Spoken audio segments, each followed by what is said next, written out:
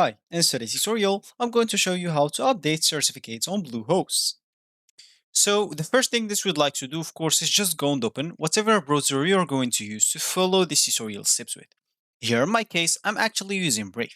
But of course, in your case, you can use any other browser could be possibly working for you.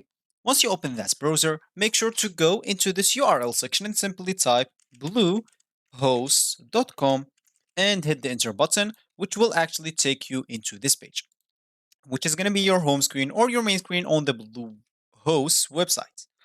Of course, if you want to log in into your account and if you already have it, simply click as login button at the top right corner. And if you don't have an account, you'll have to click at get started or simply because this choice will get you to choose a plan and it's going to be a bit expensive because you will have to commit with them for 1 year. You can simply just go and buy your own domain by clicking at this domains option right here. And of course, it will take you to the page that will give you the opportunity to buy your domain from, and from there you can start and create your account with that way also. So for me, I'm just going to click at login, which will log in into my account directly because I already logged in into my account in this PC. And this is going to be my screen once I logged in into my account.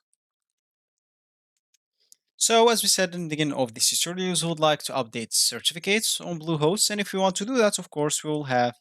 So the first thing you would like to do, of course, is just click on this advanced button on the left panel right here. And that should open the cPanel page for us. Of course, what we care about here is this SL certificate. So you can go, of course, through all these options and search for it, or you can just go here to find it by typing CSR, or if you can type SSL, and of course, click add this SSL/TLS.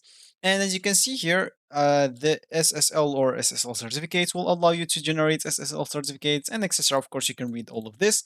And as I said, if you want to update your certificates, you can choose any of those options to update with. And once you choose whatever suits you, make sure to click on save. So for me, that is the recommended is the current, and what I choose already. So simply when you choose your things, just click and save. And as you can see, this is going to appear to you. The system updates your default SSL/CSL key type, and auto SSL will try to renew your certificate. So that's all actually for this tutorial. I hope you like it. Thank you guys for watching it. Goodbye.